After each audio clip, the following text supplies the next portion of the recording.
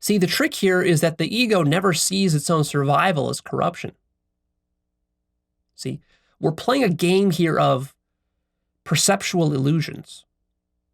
The mind is tricking itself in order to gain survival advantage. To do that, it's not that the mind is tricking others. First and foremost, the mind has to trick itself into feeling righteous about its survival agenda. And so your mind literally twists and contorts and distorts your perception such that what you see and how you think about reality itself, the actual structure of reality gets warped and distorted by your survival agenda, such that you can be highly corrupt, but not consider yourself to be corrupt. You can think of yourself as the good guy, the hero, the angel, while you're being a devil. Because from the ego's point of view, from the point of view of survival, corruption is what others do by definition. You see, that's how the ego distorts the notion of corruption. It's like you become so successful and powerful and famous that you start to think that you're above the law. You start to think you're above being bad.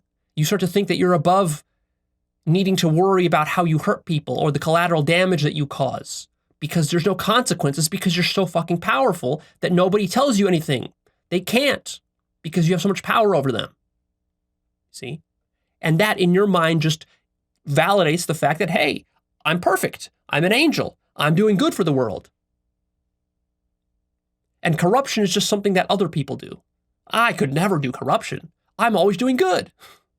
But of course, that's how every corrupt person thinks. Corruption is always excused and justified in the mind. It's amazing how powerful the mind is at excusing and justifying all sorts of devilry. It's amazing. That very process itself is the very heart of what devilry is. Devilry is not just you stealing candy from a baby. that sort of, brute force example. First and foremost, devilry is how you justify it to yourself, how you excuse that activity to yourself. Because you would never be able to get away with that activity in your own mind unless first you did some very sneaky self-deception. And of course, for a self-deception to be effective, it has to be deceptive, which means that you have to not notice it. It has to go under the radar of your own awareness, which means it has to be unconscious, which means that you don't know you're doing it, which means that you're very likely to deny that you're doing it because from your point of view, you can't see that you're doing it.